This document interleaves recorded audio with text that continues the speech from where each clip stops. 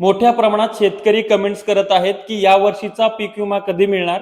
तर त्या संदर्भात राज्य सरकारनं संपूर्ण डेटा पाठवलेला आहे. शेतकऱ्यांची यादी पाठवलेली आहे, पीक कापणीच्या प्रयोगाच्या गोष्टी पाठवलेल्या आहेत, तांत्रिक उत्पादनाच्या गोष्टी पाठवलेल्या आहेत.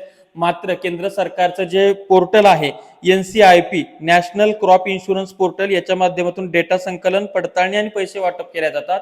तर याच्यासोबत केंद्र सरकारनं अजून नवीन काही भानगडी आणलेल्या आहेत, ते म्हणजे सॅटेलाइट आधारित पडताळणी, त्यानंतर बँक खाते व्हॅलिडेशन, त्याच्यानंतर UFSI unified farmer service interface.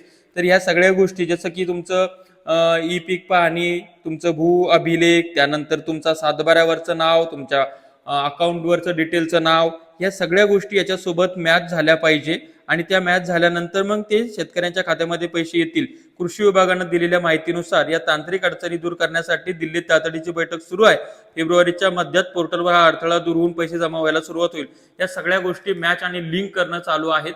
त्याच्यामुळं पीक विमा येण्यासाठी विलंब होऊ शकतो. आता काल जे अर्थसंकल्प सादर झाला त्याच्यामध्ये 2024-25 साठी 14,000 कोटी रुपये, 2025-26 ला 12,000, आणि आता जे सीझन सुरू झालेला आहे इथून पुढे तर 26-27 साठी 12,200 कोटी अशा पद्धतीच्या निधीची तरतूद करण्यात आलेली आहे केंद्र सरकारकडनं. राहिला तुरीचा कापसाचा विषय, तर तो मार्च मध्ये पीक विम्याच्या संदर्भातल्या घडामोडी घडतील. डिटेल ज्ञानेश्वर खरात पाटील युट्यूबला बघू शकता.